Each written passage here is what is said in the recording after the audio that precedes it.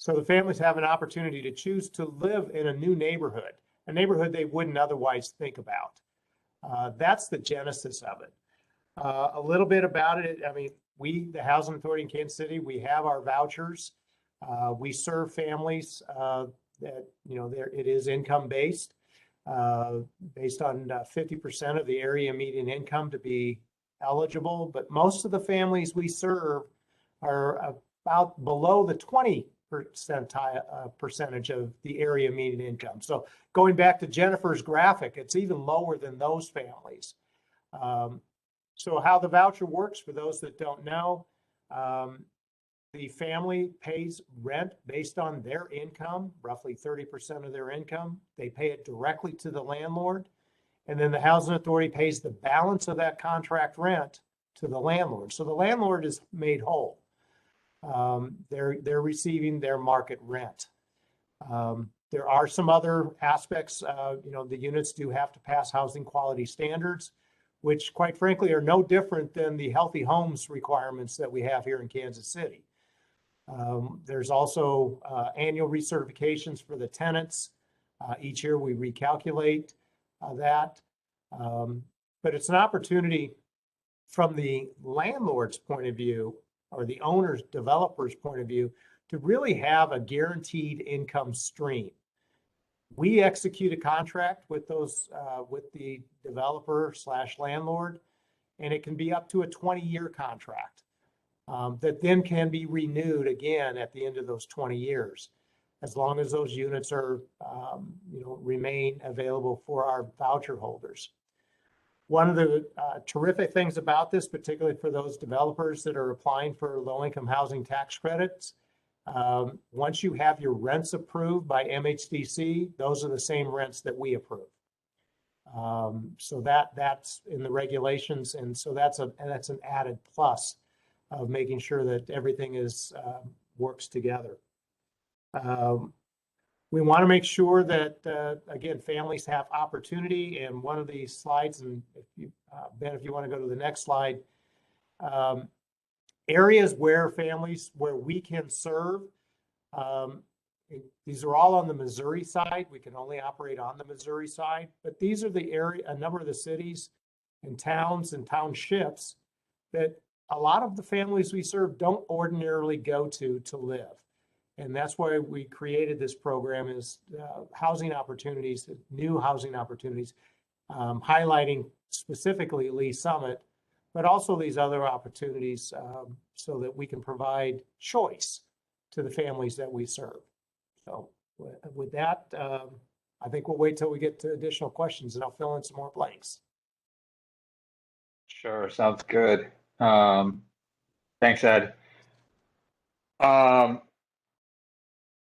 So I think Ed sort of touched on this briefly, sort of the incentives for this project to developers, right? So you have the sort of the financial security of the long-term contract that's going to come from the Public Housing Authority, and what that means to the project.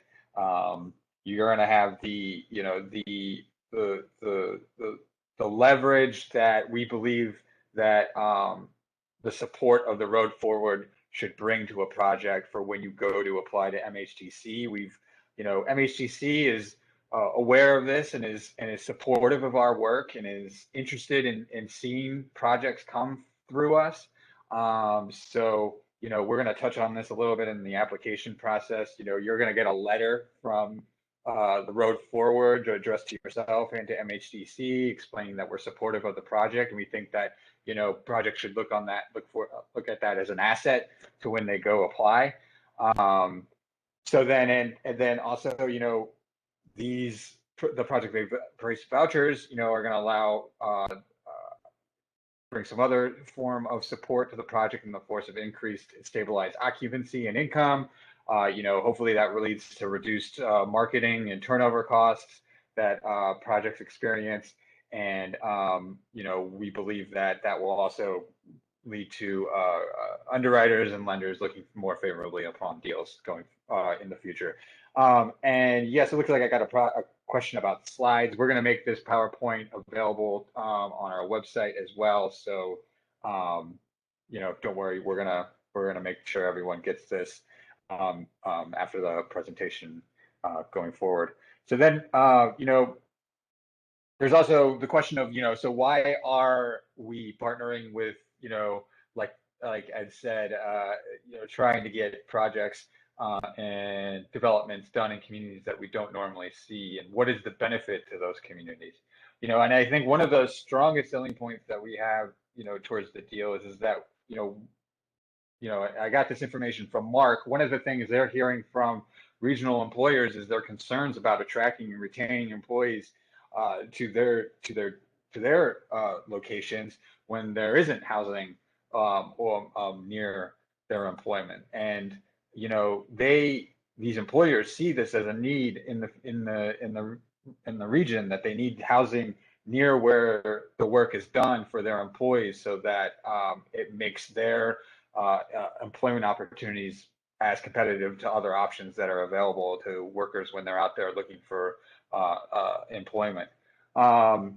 So, and I think, we would all agree that there's just a benefit to communities that have, that are more racially and economically integrated. And we believe that, these type of projects are exactly what these sort of would meet those type of goals for those type for communities. So, I think we believe they should be, supportive of these projects going forward. So as I said, quick kind of rundown of how the application process is going to work. So I would suggest that everyone, when you get these slides, there's going to be hyperlinks inside it. You can go and download and review the RFP and the application. So the first real date that you need to keep in mind is September 10th. So the way we've structured this is that by September 10th, you should reach out to myself.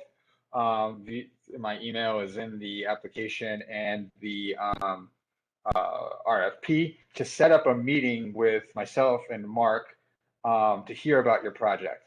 So what we're going to do with those meetings is we're going to, hear from you about what your project is, how it meets the mode forward goals, and it will give, myself, LISC, and Mark an opportunity to sort of figure out, is your project a good fit with what the road forward is trying to achieve?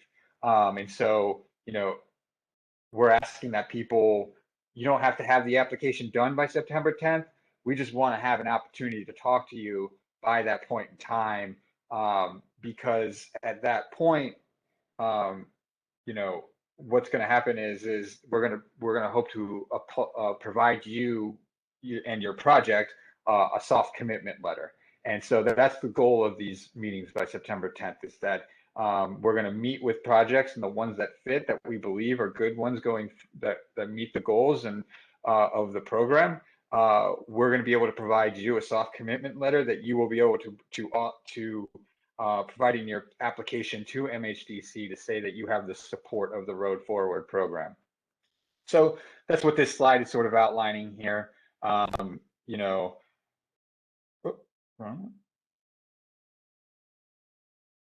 So assuming, let's say you set up a meeting with the LISC staff and Mark, and the meeting goes well, and we come back and say, hey, we believe this process, your project is a good fit.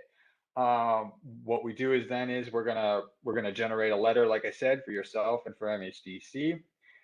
When you go to apply, whenever the deadline is for MHDC in this round, we ask that you forward a copy of your application to the Road Forward, to myself, and include the application, the developer application that you can download from our website at that same time. It's a pretty simple application. It's only, I think, 3 or 4 pages, so when you go to apply to MHDC, you would send that and the Road Forward application to ourselves. At which point in time, the road forward will have a selection panel where we're going to review everyone's applications and select projects that meet the goals of the application.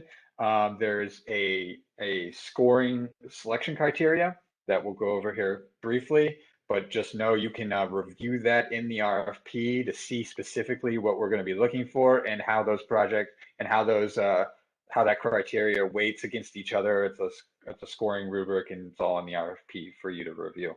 So then, assuming your project gets to that point, then your project's been approved by the selection panel. You will then start the process of working towards a contract with the housing authorities that sort of, officially delineate and outline the obligations of all the parties involved towards receiving the project-based vouchers for your project. So it's that's a lot of information. I know it can sound kind of circular in places, but this is what we're working on right now. And I think, if you have any questions about the process, feel free to email me at any time, and we can set up a time to talk through it. So that sort of brings me to the last part here, the selection criteria.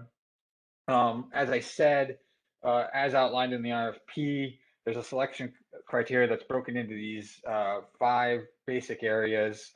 So just briefly, location is, this goes back to the issue of where the project is in relation to, economic opportunities, schools, transportation, etc. And then we have the local workforce and families with children. This is really looking at, at the project specifically and how it's built to allow families to become residents in it, right? So are there 2-bedroom units? Are there 3-bedroom units? Is it affordable? Assuming for LITech, we're gonna be probably pretty affordable. It's gonna check that box at least. So this is our opportunity to sort of carve the project around, make sure the project fits this goal. And then we have management, making sure that that it's an inclusive environment for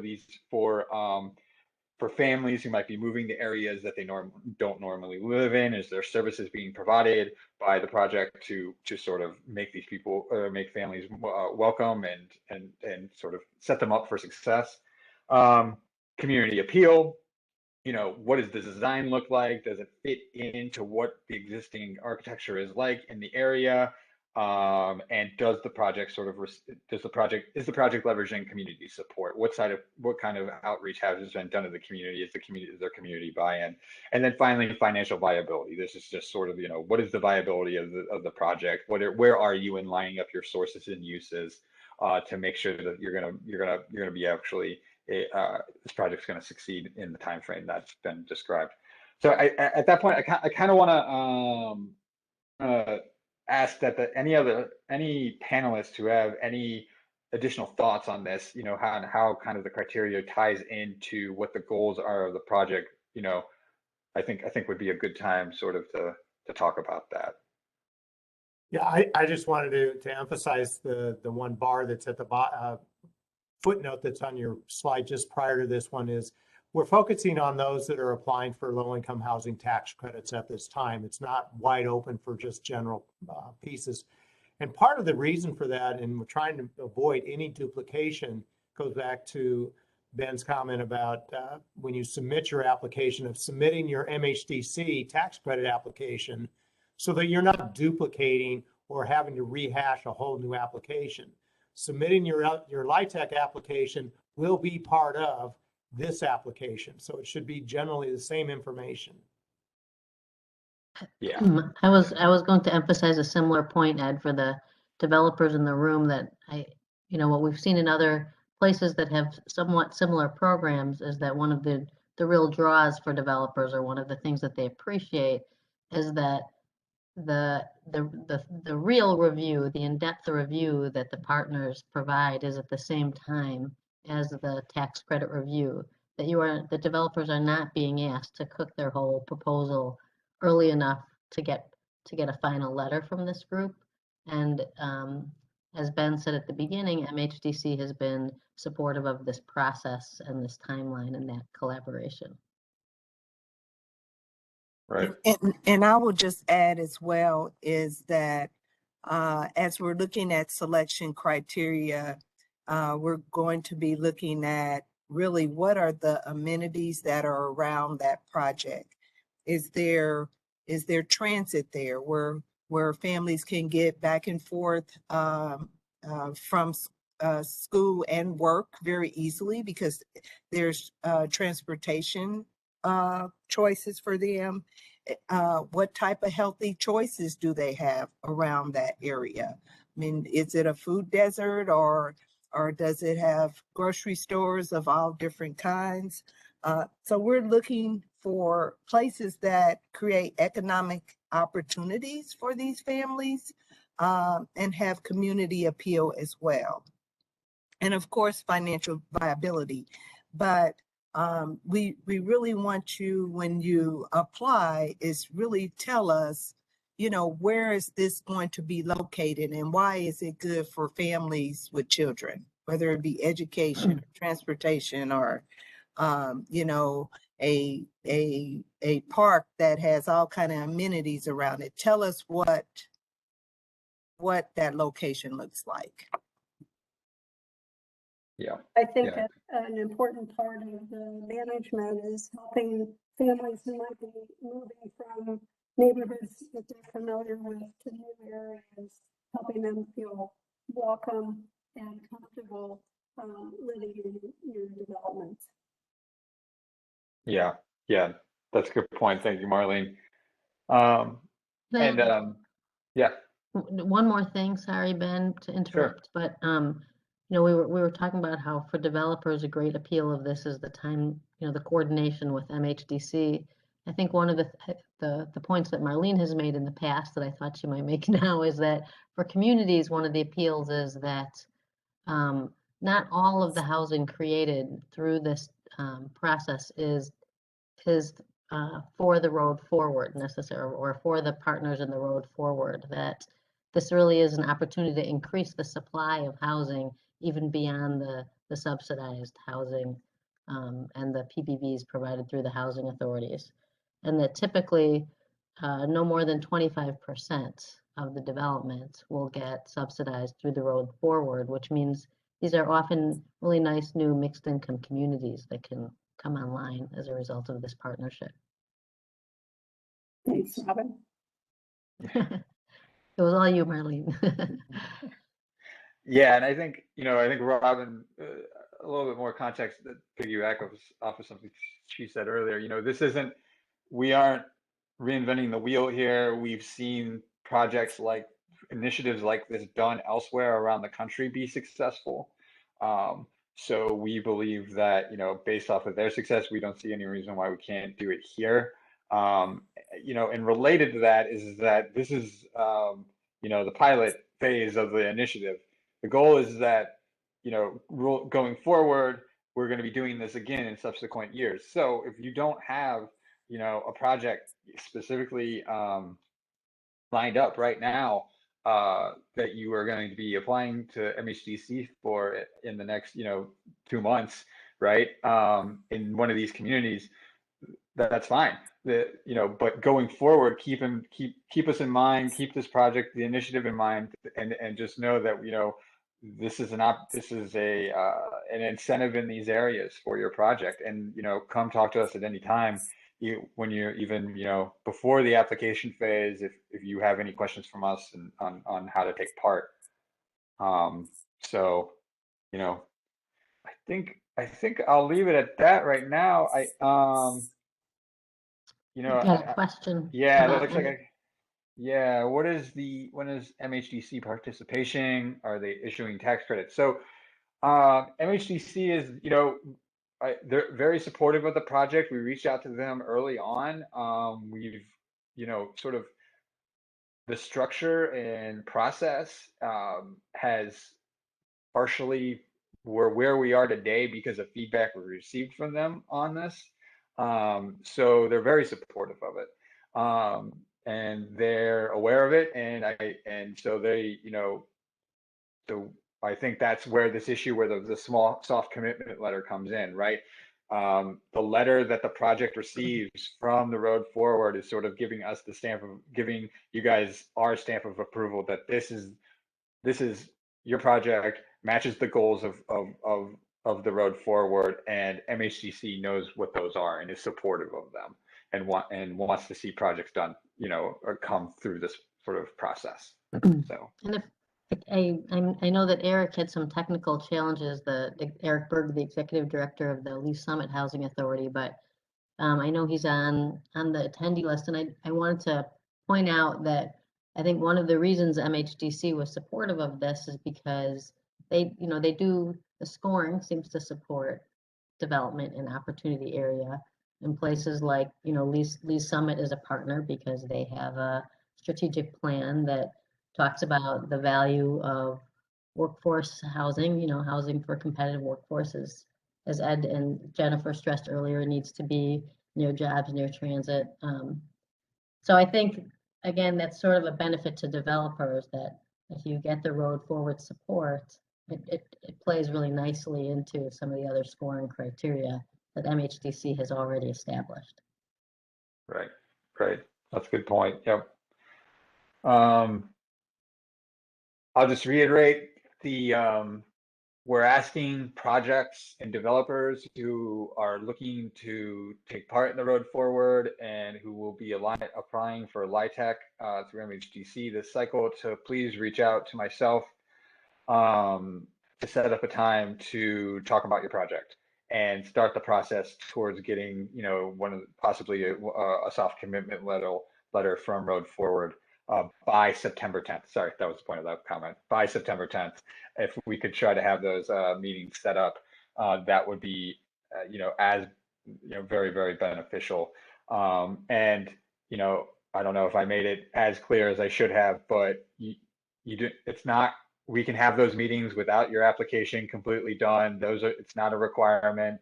It's really just to talk about the project and hear, an opportunity for us and Mark and staff of the road forward to ask questions and give you an opportunity to answer them, and provide any additional, information you want, really. So I think I'm not getting any other questions right now.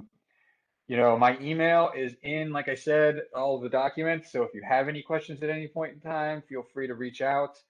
We're going to make the PowerPoint presentation available on the website through, it was a LISC website. So I'm going to see if I can't send that all out to the attendees anyways.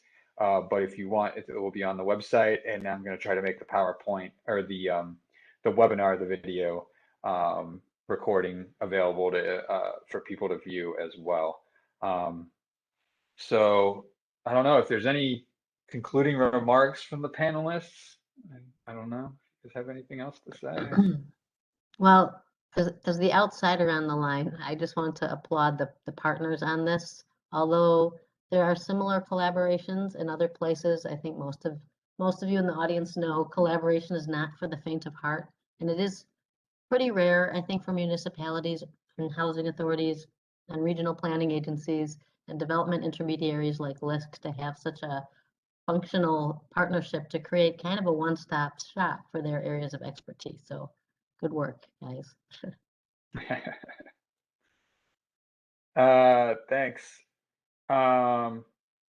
Okay, we're getting one last question here. LITEC is very competitive. Is this something special for smaller developers, or, for incorporating the project-based voucher? So right now, this is only, like Ed said, available to LITEC projects. I think the goal would be sometime down the road, we can incorporate something like this into other types of projects, right, Ed? I think that would be a fair assessment. Yes, correct. Yeah. Okay. So yeah, but unfortunately right now it is the pilot phase is we are just doing it for low-income housing tax credit eligible projects. So, but stay tuned. maybe there's an opportunity in the future for that to change. So, but okay, not hearing anything else. I want to thank everyone. I want to thank the panelists for joining us. Really appreciate it. You know, you know, thank you to the attendees who were able to come out, and we'll share all this information on the website so that you can access it anytime. All right, everyone. Thank you. Thank you. Thank you all. Bye.